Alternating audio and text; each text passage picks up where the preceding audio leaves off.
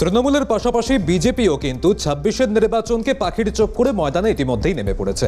কারণ ২১-এর নির্বাচন, ২৪-এর নির্বাচনে যেভাবে বিজেপি ভরাডুবি হয়েছে, তারপরে এবারের এই সামনে যে ২৬-এর নির্বাচন রয়েছে তার আগে জেলা সংগঠনকে ঢেলে সাজাচ্ছে বিজেপি।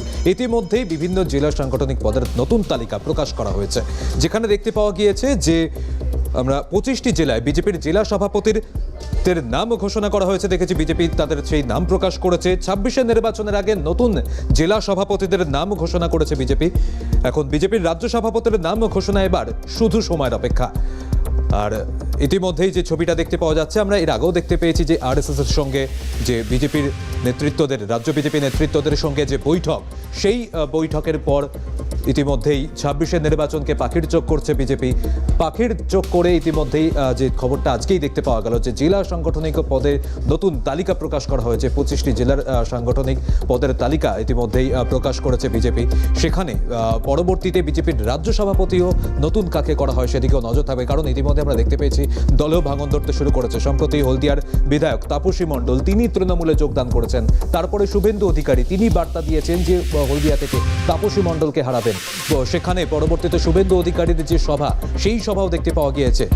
সেই জায়গায় ইতিমধ্যে এখন প্রশ্ন উঠছে যে তাহলে বিজেপি পরবর্তীতে কি তাহলে নতুন করে তাদের রণকৌশল ঠিক করছে এই ২৬-এর নির্বাচনকে পাখির চোখ করে। অন্যদিকে আপনাদের জানিয়ে রাখবো যে উত্তর কলকাতায় দুবার জেলা সভাপতি তমগ্ন ঘোষ, সেই তমগ্ন ঘোষকে রাজ্য বিজেপির দপ্তরে তাকে ঘিরে উন্মাদনা ছড়ালো কর্মীদের মধ্যে। গতকাল ২৫ জেলা সভাপতির নাম ঘোষণা বিজেপির। উত্তর কলকাতায় দুবার জেলা সভাপতি তমগ্ন ঘোষ, রাজ্য বিজেপির দপ্তরে তাকে ঘিরেই উন্মাদনা দেখা গেল।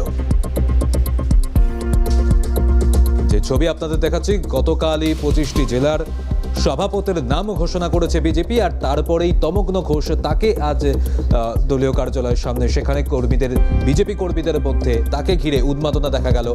এখন একদিকে যখন জেলা সাংগঠনিক পদ ঢেলে সাজাচ্ছে বিজেপি, তখন অন্যদিকে দুবারের যে জেলা সভাপতি তমগ্ন ঘোষ, তাকে ঘিরে এইভাবে যে জেলা কর্মীদের মধ্যে যখন উন্মাদনা দেখা যাচ্ছে, তখন একটা প্রশ্ন থাকছে পরবর্তীতে বিজেপির কি ভাবনা, রাজ্য বিজেপি নেতৃত্ব কি ভাবছে, সেদিকে অবশ্যই নজর থাকছে। ইতিমধ্যেই যে ছবিটা দেখতে পাওয়া যাচ্ছে, যে ইতিমধ্যেই যে ছবিটা দেখতে পাওয়া গিয়েছে, যেভাবে কর্মী সমর্থকরা তারা উন্মাদনায় ফেটে পড়েন। পরবর্তীতে আমাদের সিএনএর মুখোমুখি হয়েছিলেন তমগ্ন ঘোষ, তিনি কি প্রতিক্রিয়া দিয়েছেন এক্সক্লুসিভ শোনাবো। ২৫ জেলার জেলা সভাপতির নাম ঘোষণা করা হয়েছে ইতিমধ্যেই রাজ্য বিজেপির তরফ থেকে। উত্তর কলকাতায় পুনর্বহাল করা হলো দ্বিতীয়বারের জন্য তমগ্ন ঘোষকে জেলা সভাপতি হিসেবে। তারপর আজ প্রথমবার রাজ্য দপ্তরে এসেছিলেন, অর্থাৎ মুরলীধর সেন লেনে, এবং সেখানে বিজেপির কর্মী সমর্থকরা তাকে স্বাগত জানাচ্ছেন। কার্যত ফুলের মালা থেকে শুরু করে আবির সমস্ত কিছুই খেলা হচ্ছে। এবং আজকে হোলির দিন, কালকে দোল ছিল, কালকে নাম ঘোষণা হয়েছে, আজকে হোলির পূর্ণ লগ্ন এবং পূর্ণ একটা দিন। কেমন অনুভূতি প্রথমেই সকলকে দোল এবং হোলির শুভেচ্ছা। এবং আমি ভারতীয় জনতা পার্টির কাছে কৃতজ্ঞ যে আমাকে দ্বিতীয়বারের জন্য আবার দায়িত্ব দেয়া হয়েছে, এবং আমার কাজ এটুকুনি থাকবে। দেখুন, আমরা যারা সভাপতি হই, আমরা কেউ পদাধিকার নই, আমরা সকলে হচ্ছে সাধারণ কার্যকর্তা, এবং একজন সাধারণ কার্যকর্তা হিসেবে আমার কাজ থাকবে সকলকে একসাথে নিয়ে চলা। এটাই আমার কাজ। কোনো যাতে বিভেদ না থাকে, প্রত্যেকটা মানুষকে নিয়ে ফ্রম এ টু জেড এই জেলার প্রত্যেকটা ভারতীয় জনতা পার্টির মানুষকে নিয়ে চলাটাই আমার কাজ থাকবে। তমগ্নদা, যেটা মনে করা হচ্ছে যে গতবার যে লোকসভা নির্বাচন হয়েছিল, উত্তর কলকাতার বিভিন্ন ওয়ার্ডে এবং বুথে বিজেপি লিড পেয়েছিল, সেটার জন্যই হয়তো আপনাকে পুনর্বহাল করা হয়েছে। এবং আপনার যেভাবে কাজ, দীর্ঘদিন ধরে আন্দোলন সংঘবদ্ধ করা, এত বছর প্রথমবারের, এই বিষয়টাকে কিভাবে দেখছেন? যতটা এগিয়েছিলেন এবং ফের আরো একবার পুনর্বহাল হলেন, এবার কি লক্ষ্য? আসলে ভারতীয় জনতা পার্টি তো লিফটে করে ওঠে না, তখন রিগিং করে আমাদের জিততে হয় না, আমরা মানুষের ভোটে জিতি। তো আমরা 26টা ওয়ার্ডে যেমন জিতেছি, তারপরে আমরা আরো ভালো কিছু কাজ করছেন নরেন্দ্র মোদীজি, এবং তার সঙ্গে প্রত্যেক পাড়ায় পাড়ায়, মণ্ডলে মণ্ডলে, ওয়ার্ডে ওয়ার্ডে আমাদের যারা কার্যকর্তারা রয়েছেন, তারাও সকলের বাড়ি বাড়ি গিয়ে সকলের সঙ্গে জনসংযোগ করছেন। এবং এর মাধ্যমে এই 26টা ওয়ার্ড, যেটা 60টা ওয়ার্ডের মধ্যে 26টা এগিয়েছেন আপনারা যেটা বলছেন, আমরা তার থেকে অনেক বেশি ওয়ার্ডে এগিয়ে থাকবো।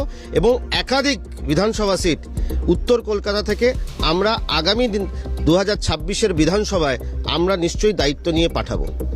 একটা শেষ প্রশ্ন না করলেই নয়, বিষয়টা করা প্রয়োজন। আপনি এখন তৃণমূলে ছিলেন, তারপর আপনি বিজেপিতে এসছেন, কোথাও কি তৃণমূল আপনাকে গুরুত্ব দিল না এবং বিজেপিতে এসে আপনি সম্পূর্ণ গুরুত্ব পেলেন এবং অবশ্যই যেভাবে দলকে এগিয়ে নিয়ে যাচ্ছেন জেলা সভাপতি হিসেবে, কর্মী সমর্থকরা আপনার সঙ্গে রয়েছে, এই বিষয়টাকে কীভাবে দেখছেন? মানে তৃণমূল 2026-এর নির্বাচন রয়েছে বিধানসভা, তাহলে কি কোথাও আক্ষেপ রয়েছে যে তমগ্নকে আর দলে পাওয়া যাবে না তৃণমূলের তরফ থেকে? এই বিষয়টাকে আমি তাদের কথা বলতে পারবো না, কিন্তু আমার আক্ষেপ রয়েছে যে আমি ভারতীয় জনতা পার্টিটা প্রথম থেকে কেন করিনি। অন্তত সেই আক্ষেপটা এইভাবেই মেটাতে পারবো, যেদিনকে আমার মৃত্যু হবে সেদিনকে যেন যখন আমি শ্মশানে যাব আমার বুকের ওপর ভারতীয় জনতা পার্টির পতাকাটা থাকে। স্বাভাবিকভাবে তমগ্ন ঘোষ তিনি সরাসরি জানালেন যে আগামী দিনে যে আসন্ন যে বিধানসভা নির্বাচন অর্থাৎ 2026-এর যে বিধানসভা নির্বাচন, সেই নির্বাচনে বিজেপি আরও অনেক জায়গায় এগিয়ে থাকবে এবং এই যে উত্তর কলকাতার লোকসভা কেন্দ্র, সেখান থেকে একাধিক বিধানসভায় বিজেপি তাদের বিধায়ক বিধানসভায় পাঠাবে। ক্যামেরায় কিশোরের সঙ্গে প্রীতিশ বন্দ্যোপাধ্যায়, ক্যালকাটা নিউজ, কলকাতা। যে খবরের দিকে আমরা নজর রেখেছি যে সামনেই 26-এর বিধানসভা নির্বাচন, আর এই 26-এর বিধানসভা নির্বাচনকে পাখির চোখ করে প্রতিটি দলই তাদের রণকৌশল ঠিক করছে। ইতিমধ্যে যে ছবিটা দেখতে পাওয়া গিয়েছে, প্রতিটি দলই তাদের স্ট্র্যাটেজিতে নতুন করে শান দিচ্ছে। তাহলে কি এই 26-এর নির্বাচনকে পাখির চোখ করেই প্রতিটি দল তাদের যে সাংগঠনিক যে স্তর, আমরা বিজেপি যে ছবিটা দেখতে পেয়েছি যে ইতিমধ্যেই সাংগঠনিক স্তরে নতুন করে সাজানো হচ্ছে। তৃণমূলের যে ছবিটা দেখতে পেয়েছি আজকে, অভিষেক বন্দ্যোপাধ্যায় তিনি ভার্চুয়ালি বৈঠক করছেন। এর আগে তৃণমূল সুপ্রিমো মমতা বন্দ্যোপাধ্যায় তিনি বৈঠক করেছেন যে ভোটার তালিকা নিয়ে তাদের যে ভুতুরে ভোটার খোঁজার যে অভিযান ইতিমধ্যেই শুরু হয়েছে। আজ সেনাপতি তৃণমূলের সেকেন্ড ইন কমান্ড তিনি কি বার্তা দেন সেদিকে তো অবশ্যই নজর থাকছে। এই জায়গায় দাঁড়িয়ে প্রতিটি দলই যখন তাদের নিজের স্ট্র্যাটেজিতে শান দিচ্ছে 26-এর বিধানসভা নির্বাচনকে পাখির চোখ করে, পরবর্তীতে যে রাজনৈতিক দলগুলির যে রণকৌশল কি ঠিক হয়, এবং সামনেই আমরা জানি যে বিজেপির রাজ্য সভাপতির নতুন নাম ঘোষণা হবে। বিজেপির নতুন রাজ্য সভাপতি বা কি হন সেদিকে আমাদের অবশ্যই নজর থাকবে। এই সমস্ত খবর আমরা তো অবশ্যই নজর রেখেছি যে আমরা দেখতে পেয়েছি এই সামনেই অমিত শাহ তার আসার কথা রয়েছে। তিনি 26-এর বিধানসভা নির্বাচনকে পাখির চোখ করে কি রণকৌশল ইতিমধ্যেই বিজেপির রাজ্য নেতৃত্বকে ঠিক করে দিয়ে যান সেদিকেও আমরা নজর রাখবো। তাই এই মুহূর্তে অবশ্যই নজর থাকছে যে এই প্রত্যেকটা দল যখন তাদের বিভিন্ন কর্মসূচি ছাড়ছে, বিভিন্ন জায়গায় দেখতে পাওয়া গিয়েছে যে বিজেপির তরফ থেকে দেওয়াল লিখন শুরু হয়ে গিয়েছে, এক একজন এক এক রকম কর্মসূচি শুরু করেছে। সেই জায়গায় দাঁড়িয়ে প্রতিটা বিষয় কিন্তু যে প্রশ্ন রাখছে যে এই যে ঘটনাগুলো দেখতে পাওয়া যাচ্ছে যে তৃণমূলের একদিকে ভোটার তালিকার নিয়ে যখন একাধিক অভিযোগ করা হচ্ছে, সেই সময় ভুতুরে ভোটার খোঁজার অভিযান চলছে। অভিষেক বন্দ্যোপাধ্যায় তিনি আজ বৈঠক করছেন। আমরা এই মুহূর্তে যোগাযোগ করতে পেরেছি রাজনৈতিক বিশ্লেষক ঝন্টু বড়াইকের সঙ্গে। ঝন্টুবাবু, আপনাকে ক্যালকাটা নিউজে স্বাগত। আপনার কাছে এটা জানতে চাইব, আমরা দেখতে পেয়েছি আজ এর আগেই তৃণমূল সুপ্রিমো মমতা বন্দ্যোপাধ্যায় তিনি বৈঠক করেছেন, এবার অভিষেক বন্দ্যোপাধ্যায়ের আজ বৈঠক। অন্যদিকে বিজেপি তাদের জেলা সংগঠনকে নতুন করে সাজাচ্ছে। 26-এর নির্বাচনের আগে এইভাবে যে প্রত্যেকটি দল তাদের স্ট্র্যাটেজিতে নতুন করে শান দিচ্ছে, কিভাবে দেখছেন বিষয়টিকে? না, এটা দেখার কি আছে, প্রত্যেকটা দলের সাংগঠনিক ভিত্তিকে সুদৃঢ় করা, সুশৃঙ্খল করা, এটা তাদের দায়িত্বের মধ্যে পড়ে এবং সেটা করতে গিয়ে ভোটের আগে একটা টার্গেটকে করে দিয়ে রিনুয়াল করা। মানে আমি এক কথায় বলছি যে কোনো একটা পরীক্ষার আগে যেমন আমরা অনেকগুলো রুটিন মাফিক নিজেকে পরিবর্তন আনি কাজের মধ্যে, ঠিক একইভাবে দুটো দল দুটি গোষ্ঠী এটা করছে।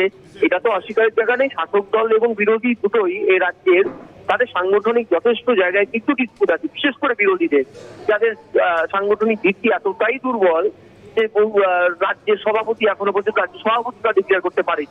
সেই আঙ্গিকে এরা যে একটা ডেথ রিহার্সাল করছে ভোটের আগে, এবং তাদের এগুলোকে আমরা বলতেই পারি যে এই রেড রিহার্সালের মাধ্যমে সাংগঠনিক স্তরে এরা ভোটের আগাম প্রস্তুতি নিচ্ছে এবং এই প্রস্তুতি নেওয়ার মাধ্যমে তারা বুথ লেভেলে যে একটা কোঅর্ডিনেশন গড়ে ওঠা, যেটা ভোট কোঅর্ডিনেশন ও প্রি ভোট কোঅর্ডিনেশন, সেটাকেই গড়ে তুলতে চাইছে।